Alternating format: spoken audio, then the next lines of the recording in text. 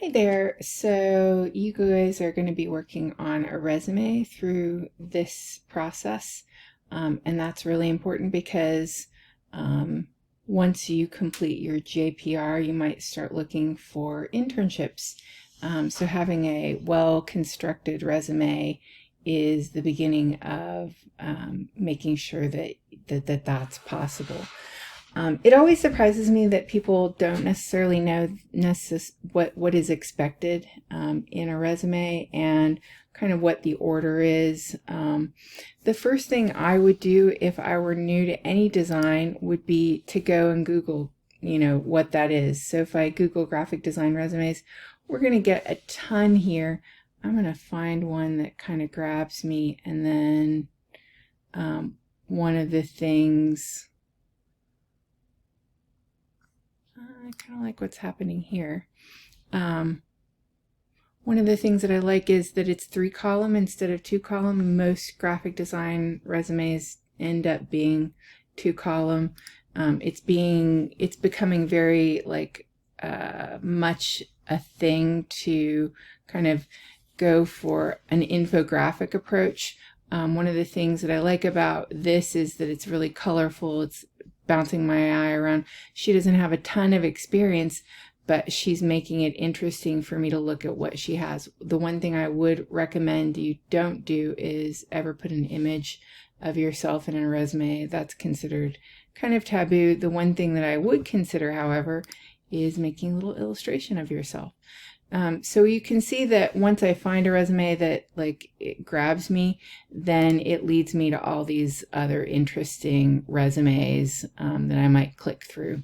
But let's talk about, a resume that relates to where you're at. And so I thought I would look at some of the resumes that have been done in the past and just talk about, what to consider.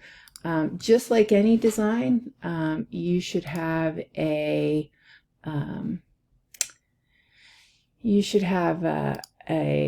grid.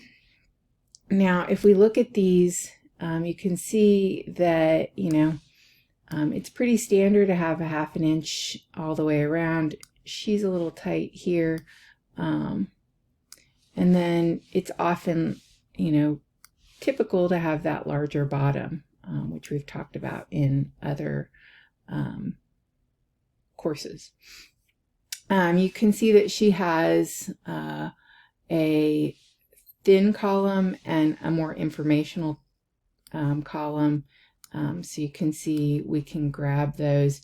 She's used exciting color and she's kept it pretty conservative, but she's added some interest here. She's divided our attention up into areas with line, this dash line. She's given us her contact information and some of the tools, some of the design skills that she wants to point out. Now, as we look at all of these, some people will have a little bit more experience, some people will have a little less. It's not necessarily a negative, but if we look at this one, she's got that same 2 columns, right? So let's go ahead and kind of give ourselves an understanding of what that looks like in her piece. And you can see that she's kind of got that 1/2 inch all the way around, except for that bottom area, which is a little bit bigger. Now she's kind of divided up in color fields.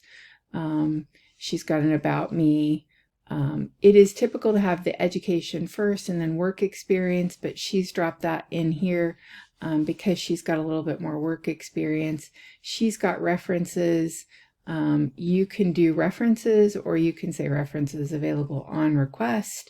She's got a portfolio site, and she's got some keywords that she wants to talk about here.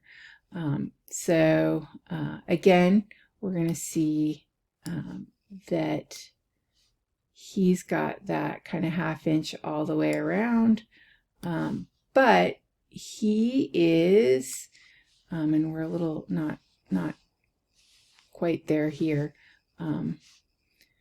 he is giving us a little bit of information in a graph about his experience with software.